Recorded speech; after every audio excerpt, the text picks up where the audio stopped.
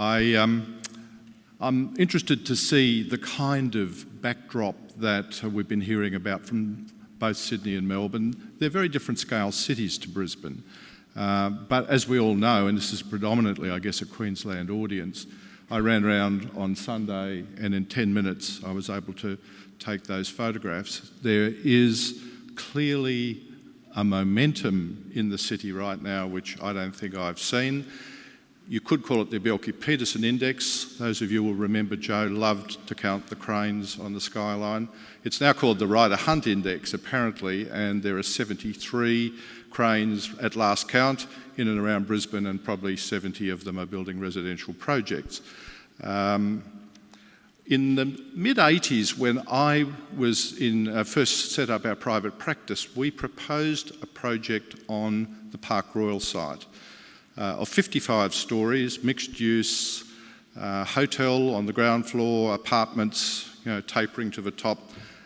A building that looked very like Albion, which you're about to hear about 30 years later, on a site probably about less than a quarter the size. And the Park Royal project is still owned, I think, by the Sultan of Brunei, who bought it soon after we did our proposal, and clearly one of the best development sites left in the city.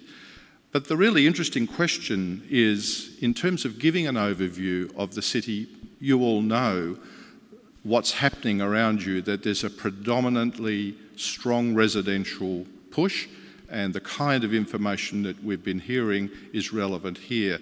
David's particular question, I think, is a really relevant question for Brisbane, and that is about standards. Are we building to the standard that will benefit the city long term?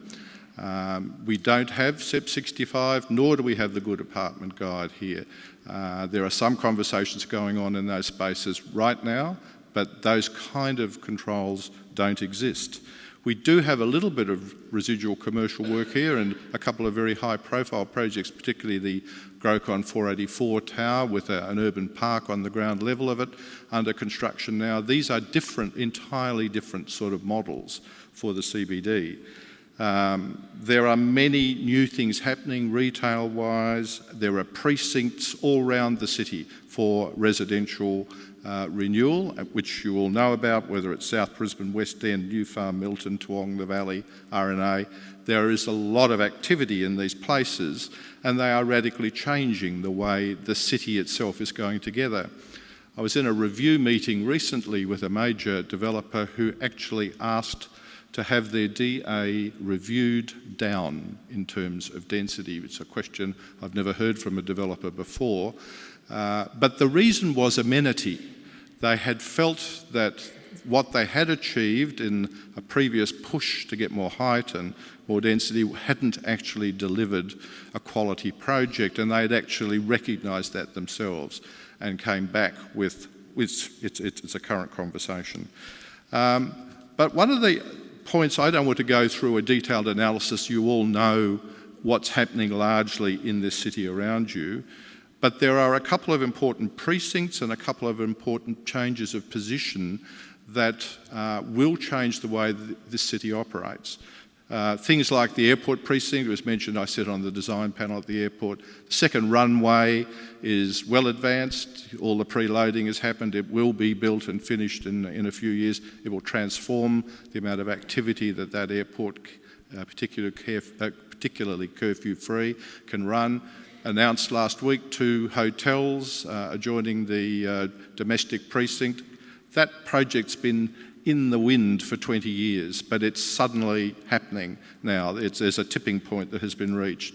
If you monitor the airport, there are regular announcements about new industrial activity, commercial major tenders being offered in that precinct. So a precinct-based approach to what is Brisbane is still an enormously large, sprawling, low-density city.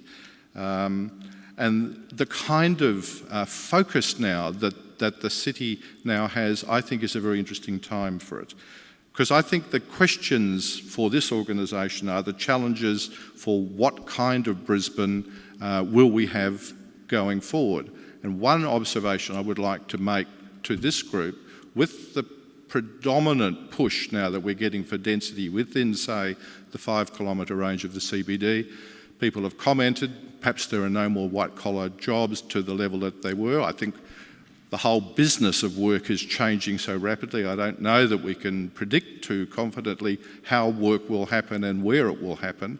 But what I can say, why is there so much density being built around the city? Because the amenity in the CBD is the best in this part of Queensland. The river is wide, there is green space provision, there will be need for more, but we have some possibilities for that. 30 years ago when I came to this city, there was virtually nowhere you could go to, even down to the river, anywhere, and actually do anything. All the river amenity now is largely high quality and there is more of it proposed.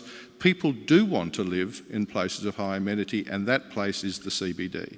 So there will be a lot more pressure. I feel confident that the kind of density that is happening around the city can be absorbed by the networks of the city, provided the standards are met in terms of what we're actually building, and we're building the informed model, not the uninformed model, predominantly. I guess there'll always be some part of that model that is uninformed. That's the first point I really wanted to make firmly. There are major project announcements, of course, with Queen's Wharf, and it's a project of great scale, still not 100% signed off, and I still have some probity issues in dealing with the small amount of advice I provide on that, but that will be a project of equivalent scale or larger than Barangaroo. People don't really realise how big that project is, and it's going to have a significant impact on the city. One thing, a couple of other things I'd like to just put in the back of your mind. We've built a series of very expensive tunnels all around this city. It's very hard to take a tunnel away. What has been discovered is a marked reluctance by Queenslanders to pay tolls. So the tunnels are pretty efficient most of the time, but the pressure on the road system remains above ground. Now, to me, there's a policy area that really needs to be focused on. How do you get more cars to use the infrastructure we've got?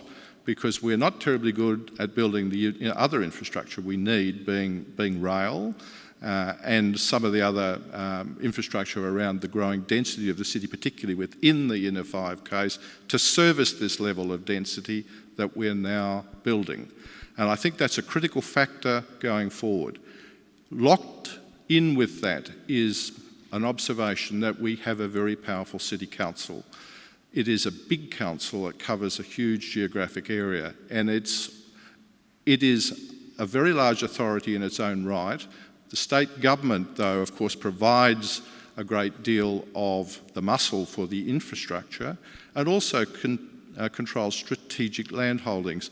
So there is this ongoing tension, and I've watched it now for 30 years, between the state and the city, and it doesn't really matter in my observation whether they're of the same political colour or not. There's just is a different culture between the two organisations. I think it's a very important area that needs to work more efficiently. Part of what I do is trying to create that kind of dialogue. Not a lot of dialogue, though, happens from where I sit with City Council. Not saying there isn't any, but I think there's much greater scope for the two authority areas to come together for the common good of the city.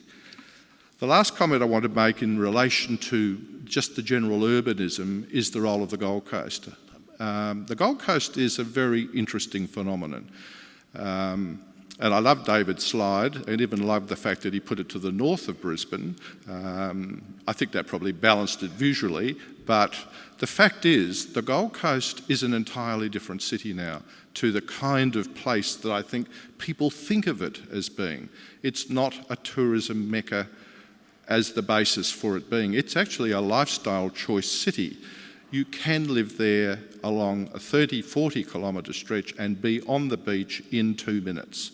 Now, you can't do that in Brisbane. You've got to drive for 45 minutes to get a car park to go to the beach, really, unless you go to South Bank. So the Gold Coast's time, I think, is upon it. But the Gold Coast is an amenity for Brisbane, as they are for each other. They never talk about each other in terms of twin city potential, but they are really genuine twin cities now. 600,000 people on the Gold Coast, heading for 1 million. It now has its own Ryder Hunt crane index, surely a measure of it being a real city.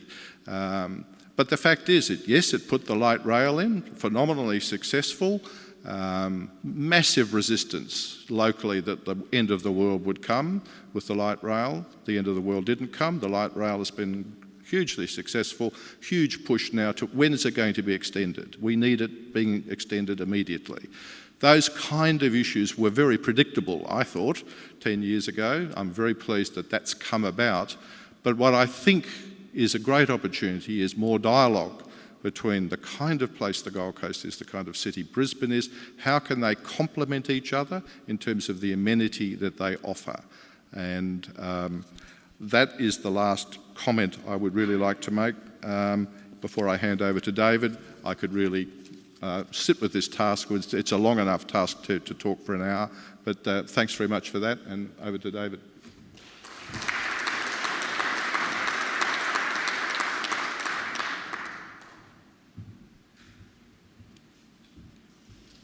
Thanks, Malcolm. I'm loving the discussion on height, I have to say, especially Chris's comments in Sydney, and I know height certainly is it's an element of development which has to be tempered with the outcome, and so I think this is a good forum to present 3 projects, maybe zoom down in a bit more detail than the previous speakers and talk about specifics of projects Sunland's currently involved with.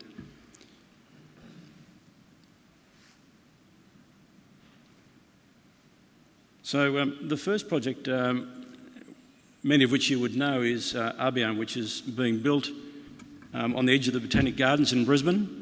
Sunland bought this site in 2010, and in a sense we were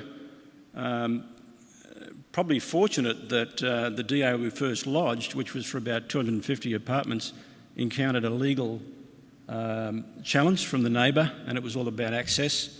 But what that did, because at that time in 2010 the market was going through quite a difficult time, and we really had to assess the options for this property, because I think we on reflection felt that the direction we were heading in wasn't the right direction. It was a strongly investor-led market. Valuers were telling us that we really should be aiming for 300 plus units here, which in today's terms is actually quite a small number for sites of this size in this location. But what we did, we re-evaluated the scheme over a couple of years, probably went through about 60 options, and we decided to go against the trend and do an end-user project. At the time, there was really nothing in the market that competed against this project. In terms of end users, there was a lot of projects going in the valley and starting to appear in South Bank, West End, South Brisbane, but nothing certainly in the CBD. And we felt that there was a market for people to move back into town and to live on the edge of the city, particularly at the gateway to the Botanic Gardens. The building form, as you can see, is a bit of a kidney shape, a departure from the traditional tangential rectangle which drove many of the buildings through the previous 10 years with truncated rectangular tower forms. And we felt this was really the right direction for the building, particularly being on the corner of Albert and Alice Street, where it's quite exposed. It should really turn the corner, we felt, and be a soft sort of edge in this position in the city. So the building itself, it's a curtain wall facade, flares down at the base. The podium intentionally hidden under the ground. We did talk to council about that, and we got, I think, on the same page, feeling that the podium should not be seen. Sitting in the city skyline at that time was the tallest building in the area, but as we've all reading about recently, not for long. We've got the Sky Tower at 90 stories, and then the new one right behind us, about 91 floors by Cox Rayner, coming through, and The interesting thing, I guess, about the development of residential projects in the city in Brisbane is that project behind us has about 750 apartments planned. We're looking at about 150. So certainly the move back into town, whether it's partly investor, partly rental, but certainly there's a move also to live back in the city. Just some images of the building as it meets the ground, turns the corner. Restaurant on the corner to activate that fairly critical corner, which will be part of Brisbane Council's upgrade of Albert Street to a subtropical boulevard over the next few years. So I think in a lot of ways we were lucky that we launched it in 2014 after reassessing the project. That time the construction costs were low. We started building about a year ago. We still have 18 months to go till we complete, and yet the building is almost sold out. So it certainly shows that there is a market for people moving back into the city. As we go through these projects, we're getting a little more controversial. This one over in Toowong, this was the site of the ABC studios from about 1957. So for the last 60 years, certainly a site that's had no public access available. But certainly a central feature of this site is the heritage building on the hill, Middenbury House. You can sort of see it there in the middle. It was completely concealed. It was hidden pretty much from all directions other than a view across the river. This building was built about 150 years ago, and there it is about 80 or 90 years ago, sitting in its original context on top of the hill. Plenty of space around it. Here it is today, a bit jammed in, not a lot of breathing space. And when we first looked at the development options for this site, we came across a number of early schemes that were done, and most of these were done according to the current height limit of 15 levels, 4 or 5 towers.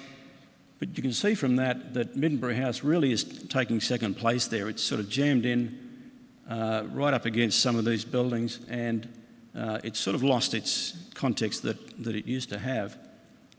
Similarly in this scheme, a little more open, but still towers around it, towers 15 stories if we can call those towers, but not really giving it much identity from the public realm. So our initial idea was to take out 1 or 2 of those buildings and go a little taller. So the idea here was to have 3 buildings around 20 to 25 stories. We took this idea to council and we received fairly solid initial support. Obviously it had to be submitted for DA and go through the normal process, but it gave us the confidence to head down this direction. And the benefit here, as you can tell, is that the old building, Middenbury House, does sit in a park, and so we then went on to engage Zaha Hadid to study the project, and this was the site planning outcome. 3 buildings pretty much around the edges. Middenbury House, you can see in the centre at the top there, sits in a park, so it sort of restores its original context.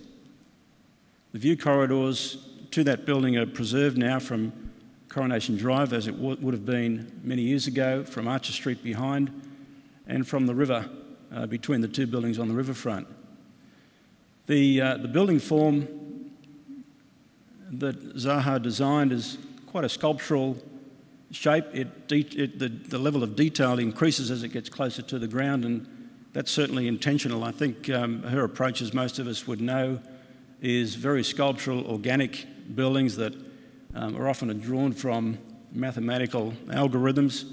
But I guess from a public point of view, presenting buildings of this sort of nature at ground level, where you can get up close to them and really appreciate the level of detail, it's a piece of architectural art in the city.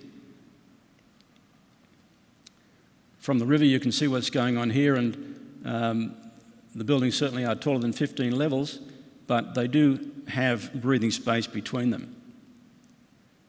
Quick comparison of 5 versus 3, you can see the difference there looking out towards the river.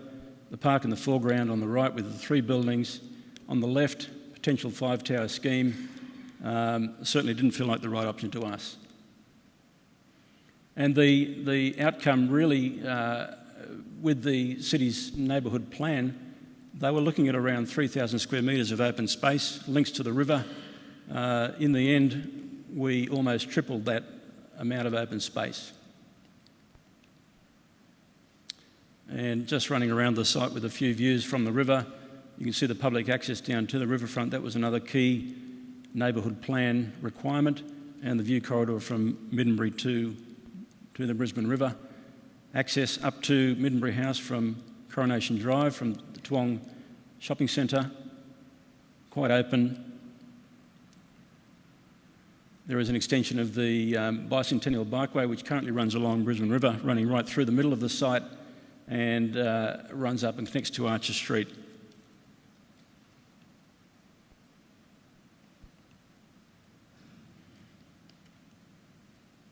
So I think this project did receive quite a lot of press,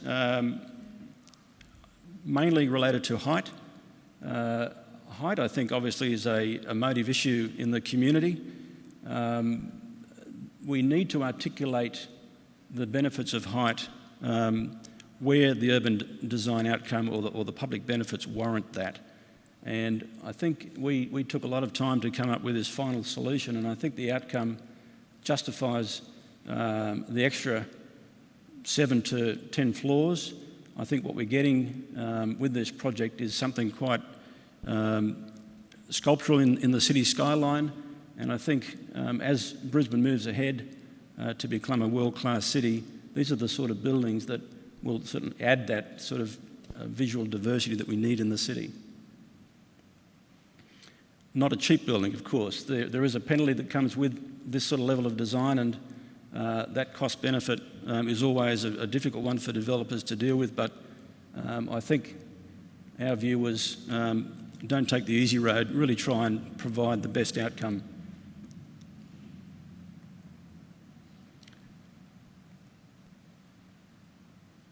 As seen from the river. Probably the most controversial project we're currently dealing with, Mariners Cove on the Gold Coast. This is located about 500 metres from Main Beach and about 3 kilometres from the end of the Spit. This area obviously is a very sensitive area. We're first to acknowledge that. There is no high-rise development in this precinct. The local area plan really calls for 3 to 4-storey buildings, but we see an opportunity here, I think, to take the Gold Coast to the next level. It is at the crossroads right now. I think an examination of what's out on the Spit certainly guided us to a different outcome. And if we look at a little closer to the site, the area outlined in red and the Mariners Cove site is the right-hand half of that. This is a proposed district centre on the Spit, as envisaged in the draft city plan for the Gold Coast. That city plan is still in front of the state government for ratification, but the question, I guess, is what is a district centre and what should the Spit become? So if we have a look around the area and see what is there at the moment, the existing projects, Palazzo Versace, Sheraton Mirage and Marina Mirage, all are low-rise buildings, pretty much built boundary to boundary. I think you would have to say they aren't welcoming to the public. They tend to be, the 2 hotels at least, you're not really welcome to go in there unless you're paying some money, either to stay or to have lunch or a drink. And they're not easy locations to get in touch with the Broadwater, which is obviously the central feature of this area. So the question is this the right sort of development? Because this is the type of development that currently is envisaged in this area in the planning scheme. Palazzo Versace, we did that ourselves. It was finished about 15 years ago, and I think we'd be the first to admit that while it certainly set a new bar in terms of hotel design, it does block the street from the Broadwater, and that's a negative thing. We held a design competition a couple of years ago. Some local architects involved, and also Zaha's office. Zaha's initial scheme was actually 5 towers. At that time, we were engaging with the state government, the Newman government, and we were getting strong support for developing not just the site that we controlled, but the 4 or 5 state-owned properties to the south. The reason for that was a lot of those properties down there really are underutilised, and they have various uses which have never really moved forward. And the benefit we saw with the state government was to combine it into one development and provide some significant benefits to the community. So this scheme had a museum gallery hanging out over the water, had a large amphitheatre and parkland. The U-shaped building in the centre was a hotel, and the other towers were residential. Quite a lot of retail at the base, but the feature of the project was a lot of open space and permeability from Seawall Drive through to the Broadwater. That lasted about 12 months. We were working with the Coordinator General, but for a variety of reasons that didn't proceed any further. And so we then looked at what we could do just with the site that we controlled. So this site is about 11,500 square metres. There's quite an odd junction between Marina Mirage in the foreground and the site beyond to the south. So we proposed a reclamation adjustment, which is allowed for in our lease. And the centrepiece is twin sculptural 40-storey buildings sitting on top of a podium base that's very open and combines a number of tourism components. Looking at the site plan, the key features of the site are a low site coverage. There's quite a lot of visual and pedestrian access through the property, so you can see the Broadwater from the Seawall Drive, which is something that really hasn't happened down there before. So there's over a hectare of open space. Waterfront Park, which is the curved shape on the lower part of the plan, a museum gallery, an aquarium, hotel and a residential community. So the existing site arrangement is quite unusual, with a number of buildings hanging out over the water. So our view was to draw a curved line between the two sites as a sensible reclamation line, and to use the piles that are under the current Fisherman's Tavern to create support for this waterfront park.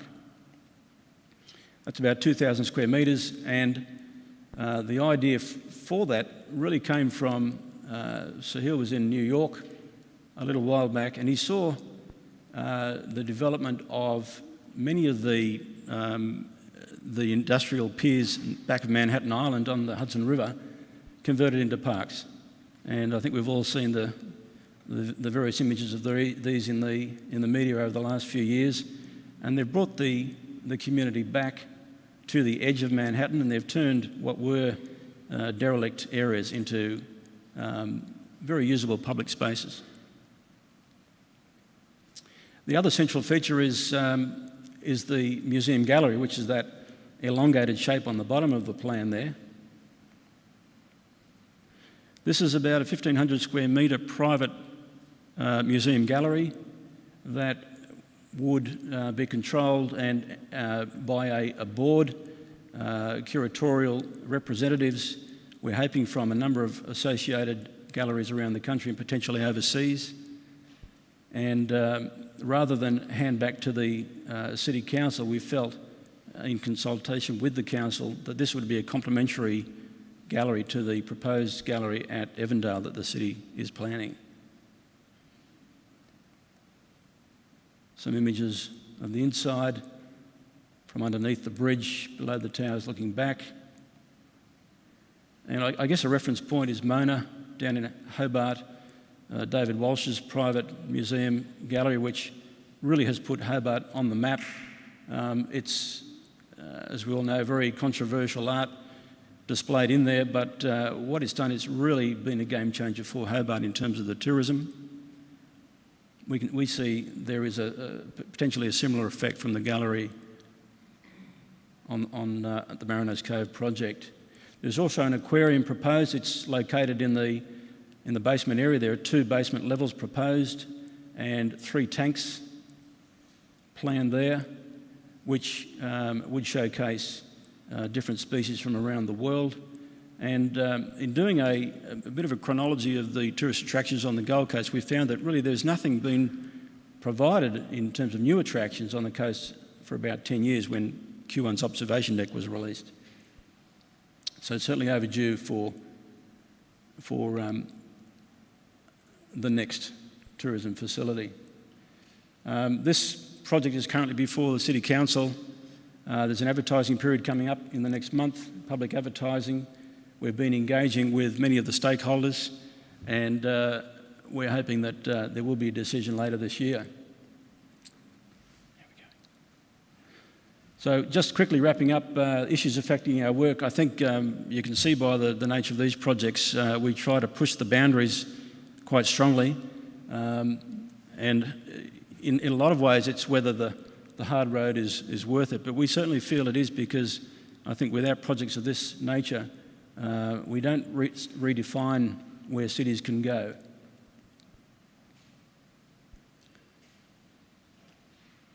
I think certainly taking the community on the journey with projects like this is essential, and that's what we are certainly trying to do. Planning schemes play a very important role in that area, and I think the engagement that we've had with the authorities in recent times, certainly we're seeing there's an open mind potentially on some of these ideas. Current market, I think particularly in Brisbane, we're seeing a volatility coming into the market. There was some talk with one of the early speakers about some sites being sold with DAs. That is starting to happen in Brisbane as well. That's a little concerning, because I think some of the DAs that have been gained are purely for the purposes of resale. And I think that makes it, there's an uncertainty around those projects, because in the end, who will do that development? That's the question. I think as development increases, obviously construction resources are going to push costs higher, and that will put stress on the development numbers. And banks, we're seeing a filling capacity will now become more selective, but that probably is a good thing, I think. Is the growth in Queensland sustainable? I think with the shift from Sydney, where the median house price is now above $1 million, I think Brisbane probably is catching up, and the Gold Coast is catching up. We're certainly seeing a lot of activity in all parts of the city. Queensland still remains as a good place to live and invest. But the competitive nature of the market, I think we really need to maintain a point of difference and a high level of design in our projects. Thank you.